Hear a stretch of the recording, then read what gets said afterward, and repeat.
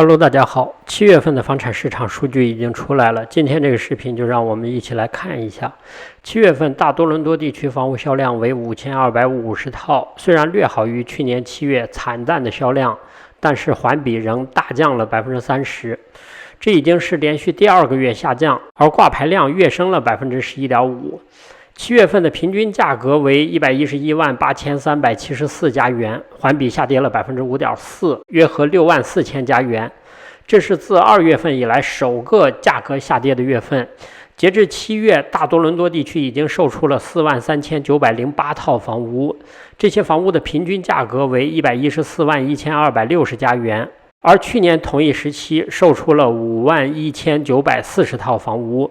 当时的平均价格为1239104加元，今年比去年同期的销量下降了近1万套，平均价格也下跌了8%，近10万加元。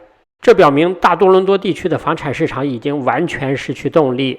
房产经纪协会也承认，自加拿大央行6月份恢复加息以来，前段时间良好的势头有所停滞。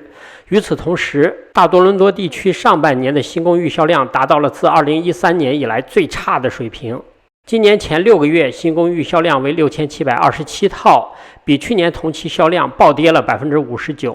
今年上半年的销量比上半年的10年平均销量下降了42%，公寓的价格也出现了10年来首次年度下跌。新公寓的平均价格环比下降了1.3%，同比下降了2.2%，至每平方英尺1411加元。蒙特利尔7月份的住宅销量为3089套，销量与去年同比基本持平，环比下降了15%。房产经纪协会表示，经历了令人失望的6月份之后，蒙特利尔地区的交易活动正在回升，环比下降了15%。他们还说比6月份有所回升，可能是他们数学学得不太好。房产经纪协会说，7月份是蒙特利尔岛自2021年夏季以来首次推动市场活动。去年这个时期，由于利率急剧上升，买家远离了蒙特利尔岛价格比较贵的房产。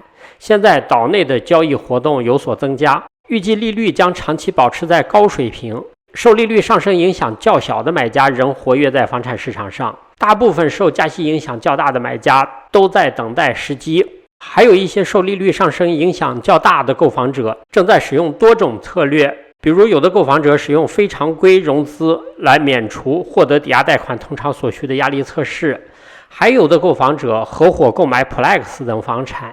7月份蒙特利尔北岸和南岸的销量分别下降了13%和2%，蒙特利尔岛的销量增长了12%，公寓的销量同比下降了4%，环比下降了19%，单户住宅销量同比增长了3%，环比下降了13%。Plex 的销量与去年同比增长了15%，环比下降了9%。7月份活跃挂牌量增长了20%，达到了14820套。单户住宅、公寓和 Plex 房源分别增长了24%、22%和6%。Plex 公寓和单户住宅的销售时间分别为71天、56天和46天，分别比去年同期增加了28天、23天和21天。Plex 的中位价格为735000加元，比去年同期下跌了6%。公寓的中位数价格为395000加元，与去年同期基本持平。单户住宅中位数价格为555000加元，同比上涨了1%。截至今年第2季度，蒙特利尔的住宅销量为11795套，比去年同期下降了15%，但是活跃挂牌量却增长了44%。这一增长主要是单户住宅挂牌量推动的，单户住宅挂牌量比去年增长了53%，公寓和 Plex 也分别增长了41%和28%。今年1、2季度3个房产类别的中位数价格均有所下降，单户住宅为549000加元， Plex 房产为727750加元。这两种房产类别与去年同比分别下降了5%。公寓的中位数价格为395000加元，与去年同比下降了4%。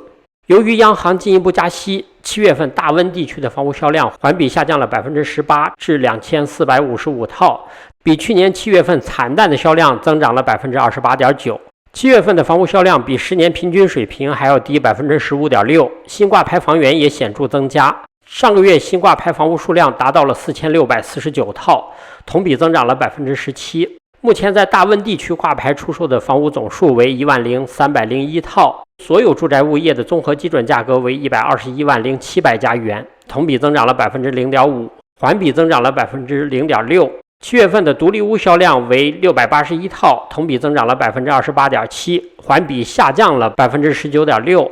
独立屋的基准价格为2012900家元，同比增长了 0.6%， 环比增长了 1.1%。公寓的销量为1281套，同比增长了 20.7%， 环比下降了 18.6%。公寓的基准价格为771600家元，同比增长了 2.6%， 环比增长了 0.6%。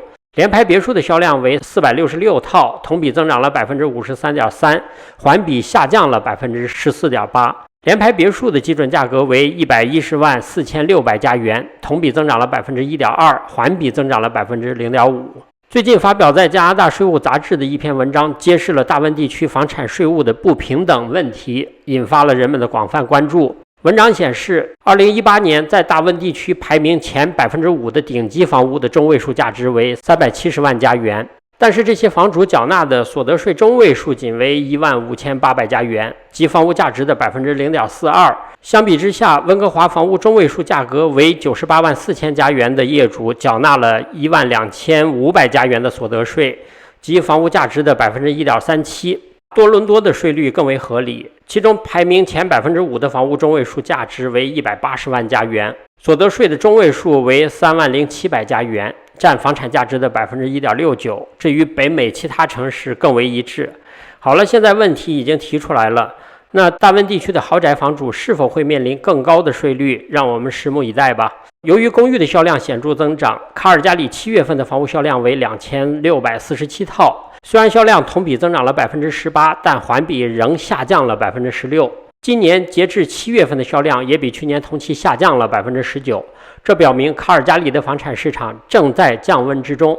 7月份新挂牌房屋总数为3247套，同比增长了 2%， 但是库存水平仍接近于2006年7月创下的历史最低水平。房屋平均价格比去年上涨了近 10%， 达到53万9461加元，而基准价格上涨近 6%， 达到了56万7700加元。以上的数据证明，卡尔加里的房产市场正在失去动力。同时，因为卡尔加里的移民快速增长，房屋的负担能力不断下降，房屋性价比更高的渥太华正在取代卡尔加里的地位。易索普最新的调查发现 68% 的18岁至44岁的年轻人认为，与父母年轻时相比，他们买房更加遥不可及。